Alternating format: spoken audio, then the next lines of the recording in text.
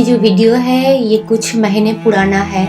Last year जब हम first time India जा रहे थे, करीब 2 साल से ज़्यादा हम इंडिया जा नहीं पाए थे, और ये हमने कैप्चर किया था ताकि हमें याद रहे कि वक्त और हालात कभी कभी कितना कठिन हो जाता है। ये सिंगापुर एयरपोर्ट है जो पहले इतना बिजी था और इस टाइम पूरा जैसे एकदम सुनसान शमशान जैसा हो गया था, कोई इतना लोग नहीं थे।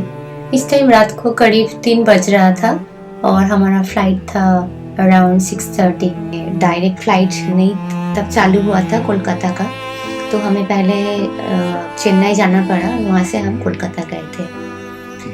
तो 2 साल के बाद हम जा रहे थे, बहुत मिक्स्ड फीलिंग था।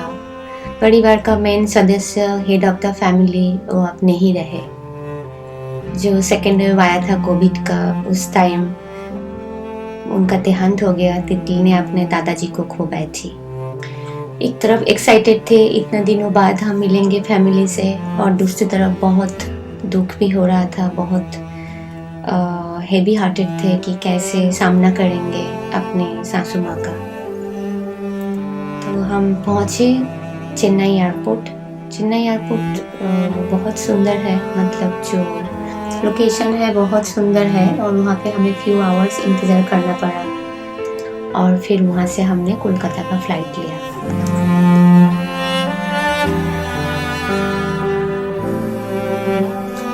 ये वीडियो शायद आपके लिए सुनना ज़रूरी नहीं है, पर मुझे लगा कि ये ज़रूरी है कहना, और खुद को कहना कि लाइफ का कोई भरोसा नहीं है, कभी भी कुछ भी हो सकता है।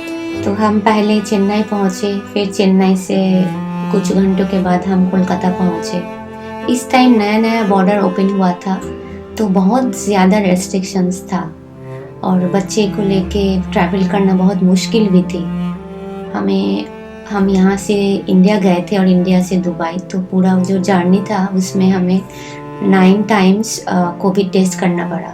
इवन मेरी बेटी को भी करना पड़ा, तो वो थोड़ा बहुत मतलब पेनफुल था उसके लिए भी। चेन्नई से जब कोलकाता फ्लाइट स्टार्ट हुआ था, इतना अच्छा लग रहा था, ऊपर से जो मरीना बीच और जो समुंदर इतना अच्छा दिख रहा था। फिर हमें इतना ब्यूटीफुल सनसेट भी देखा।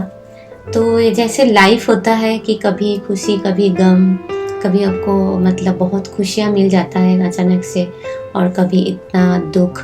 तो वैसे ही हमारा जर्नी भी था, और लगभग शाम को हम कोलकाता पहुँचे, और ये रहा मेरा घर जो हम दिल में लेके चलते हैं, घर जहाँ पे अपने रहते हैं। घर पहुँचते ही हमने हर एक कॉर्नर को छू के देखा, महसूस किया। इतना खुशी हो रही थी जैसे मानो लग रहा था कि अभी अभी नींद से जागे हैं, अभी अभी जो बुरा सपना था वो गुजर गया। कोविड ने बहुत कुछ छीन लिया है बहुत लोगों से, हमसे भी, पर जो एक चीज़ अच्छा हुआ, मैं कोविड की टाइम में अपना ये चैनल स्टार्ट किया था, और उसी टाइम मैंने दोबारा डांस करना भी स्टार्ट किया। मेरे हस्बैंड ने भी एडिटिंग करना सीख लिया, और फिर ये हमारा एक पैशन बन गया जो अभी भी हम लोग कंटिन्यू कर रहे हैं।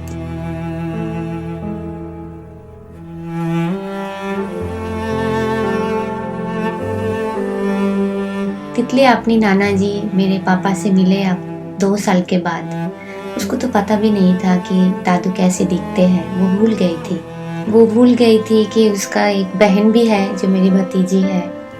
बट जब हम घर पहुँचे और पापा से मिले, मम्मी से मिले, सबसे मिले, तो लग ही नहीं रहा था कि हम इन लोगों से दूर थे इतने साल। सब कुछ इतना नॉर्मल से लग रहा था, एकदम जो बचपन में जैसे हम थे एक साथ, वैसे ही लग रहा था। ये मेरा पूरा परिवार है, मेरे पापा, मम्मी, मेरे सास और मेरे ननद और उनके बच्चे। परिवार शायद ऐसा ही होता है। आप चाहे जितना भी दूर रहो, आप चाहे जितना दिनों के लिए दूर रहो, जब आप मिलते हो तब वही अपनापन, तब वही खुशी मिलती है। ये घर हमारा पहला घर है जो हमने शादी के बाद लिया था, इसीलिए ये इस घर से हमें बहुत लगाव है। जब हम नहीं रहते कोलकाता में तो कोई नहीं रहता इस घर में, तो इसीलिए और भी बुरा लगता है। ये घर हमारे लिए पहला बच्चा जैसा है क्योंकि हमने इसको अपने कमाई से खरीदे थे।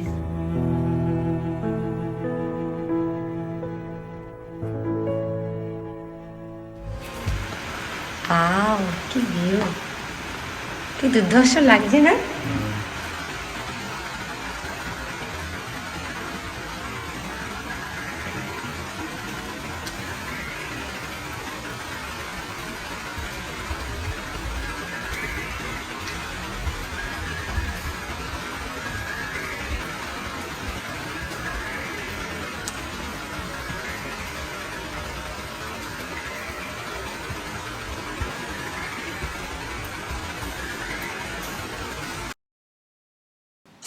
दो हफ्ता फैमिली के साथ रहने के बाद आज लास्ट डे था जब हम कोलकाता से दुबई जा रहे थे, और उस दिन भी बहुत बारिश हो रही थी।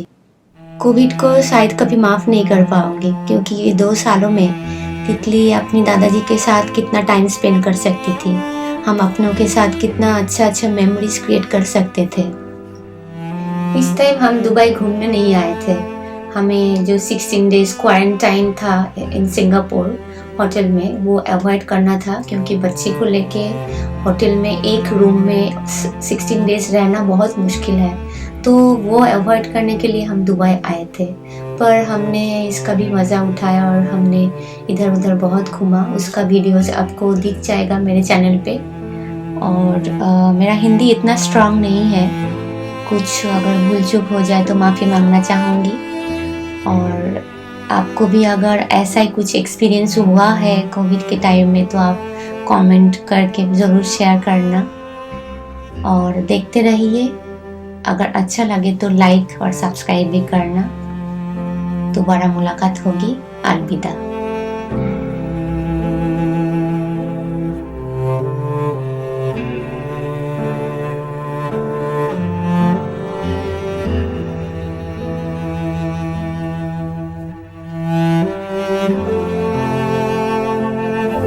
दिलों में तुम अपनी बेताबियां लेके चल रहे हो तो जिंदा हो तुम, नजर में ख्वाबों की बिजलियां लेके चल रहे हो तो जिंदा हो तुम। हवा के झोंकों के जैसे आजाद रहना सीखो, तुम एक दरिया के जैसे लहरों में बहना सीखो। हर एक लम्हे से तुम मिलो खोले अपनी बाहें, हर एक पल एक नया समा देखे ये निगाहें। जो अपनी आंखों में हैरानियां लेके चल रहे हो तो जिंदा हो तुम, दिलों में तुम अपनी बेताबियां लेके चल रहे हो तो जिंदा हो तुम।